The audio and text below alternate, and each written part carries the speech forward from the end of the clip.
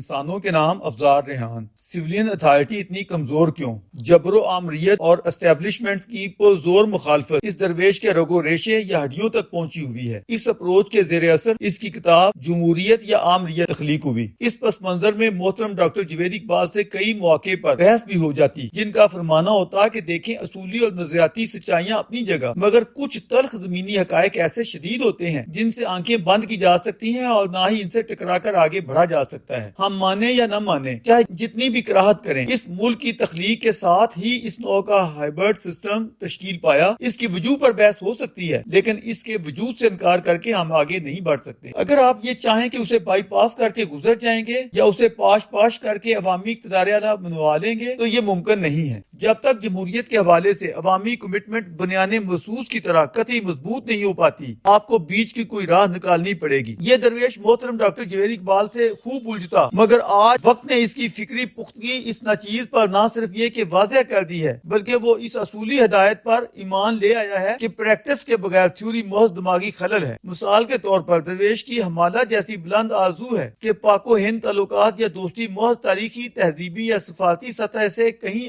آگے بڑھ کر تجارتی یا موسٹ فیورٹ نیشن جیسی ایک جان دو کالم کی طرح ہو۔ لیکن کیا یہ سب ہمارے طاقتوروں کی رضا یا خوشنودی کے بغیر ممکن ہے؟ ہرگز نہیں۔ اس سلسلے میں چاہے ہم اس خطے کے کروڑوں باسیوں کی غربت، بے بسی یا دکھوں کو لے آئیں، چاہے آئینی دستاویز اٹھا لائیں کہ یہ اتھارٹی تو بہر صورت منتخب قیادت کی ہے، چاہے مساق مدینہ کے مذہبی حوالہ جات پیش کریں کہ اگر یہود کی ہم وطنی متحدہ قومیت کی بنیاد بن سکتی ہے تو اس خطہ ہند میں ہنود کے ساتھ کیوں قربت گوارا نہیں؟ سچائی یہی ہے کہ ہم اپنے طاقتوروں کو نہ تو بائی پاس کرنے کی پوزیشن میں ہیں اور نہ ہم ان سے ٹکرا کر چند قدم آگے بڑھ سکتے ہیں۔ مرتا کیا نہ کرتا ہے جرم ضعیفی کی سزا مرگ مفاجات، لہذا سیدھے سباؤ ان سے بات کرو، دلائل کے ساتھ ان کی ذہنی قیب پلٹ کرو، پھر کسی بھلائی کی امید رکھو۔ ہر دو ممالک سے عوام کا جو بھی نمائندہ قومی قیادت کے لیے منتخب ہو، خطے کے عوام اس سے بجا طور پر یہ توقع رکھتے ہیں کہ وہ جنوبی ایشیا میں بھڑکائی گئی منافرتوں کی آگ کو ٹھنڈا کرتے ہوئے دشمنی کو دوستی میں بدلے یا بدلنے کی کاوش کرے، شرارت کی جڑ یا بون آف کنٹینشن کو غیر معینہ یا طویل مدت کے لیے سرد خانے میں ڈال کر ترقی و خوشحالی کے نئے دریچے کھولے۔ لیکن نہیں صاحب، ہم آپ کی جو بھی تمنائیں ہیں، کروڑوں انسانوں کی جو بھی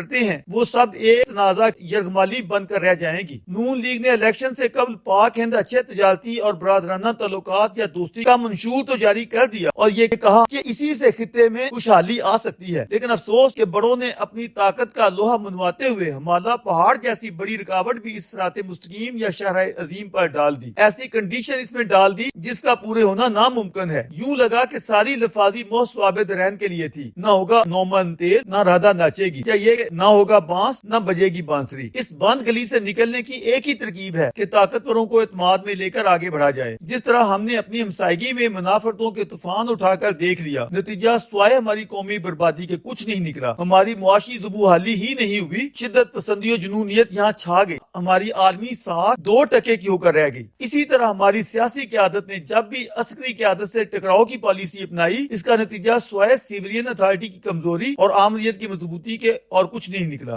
آج ہمارے کچھ سیاسی اناڑی جس طرح بظاہر سویلین اتھارٹی کا راگ الاپ رہے ہیں اور طاقتوروں کے خلاف منافرت پھیلاتے ہوئے جس نوع کی کنفرنٹریشن یا محاذ آرائی کی راہ پر گامزن ہے، اس کی آؤٹ پٹ کیا برآمد ہو رہی ہے؟ وہ شخص جو طاقتوروں کے سامنے کھڑے ہونے یا استدلال سے اپنا موقف بنانے کا ارادہ رکھتا تھا، اسے پیچھے ہٹنا پڑا۔ طاقتوروں کو اپنی مرضی کا مادو سوغات بن کر مل گیا۔ جو کسر رہ گئی تھی وہ نئی کابینہ میں غیر منتخب افراد کی شمولیت سے سب کے سامنے ہے۔ آگے چل کر IMF کے ساتھ معاملات اور ماورائی ہدایات کے ساتھ اس نوع کے مزید کرشمے بھی سامنے آنے والے ہیں۔ اگر آپ اپنے ساتھی سیاستدانوں کو چور چور کہتے ہوئے ان کے ساتھ اچھوتوں جیسا برتاؤ کرو گے تو آئندہ بھی ایسے ہی نتائج کے لیے تیار رہیں جو آج آپ لوگ بھگت رہے ہیں۔ بہتر یہی ہے کہ آپ سب لوگ باہمی احترام و وقار کو ملحوظ خاطر رکھتے ہوئے نہ صرف یہ کہ گفت و شنید کی راہ اپنائیں، بلکہ داخلی و خارجی پالیسیوں میں خالص قومی مفاد کا تعین میرٹ پر استدلال سے کریں۔ جس طرح ہمیں اس منفی ذہنیت کو بدلنا ہے کہ ہمارا ہمسایہ ہمارا دشمن ہے یا ازلی دشمن ہے، اسی طرح ہمارے طاقتور بھی غیر نہیں ہمارے اپنے ہیں، بشرط یہ کہ آزادی اظہار کی فضا میں اپنی بات منطقی استدلال اور وسیع تر انسانی مفاد میں منوائی جا سکے۔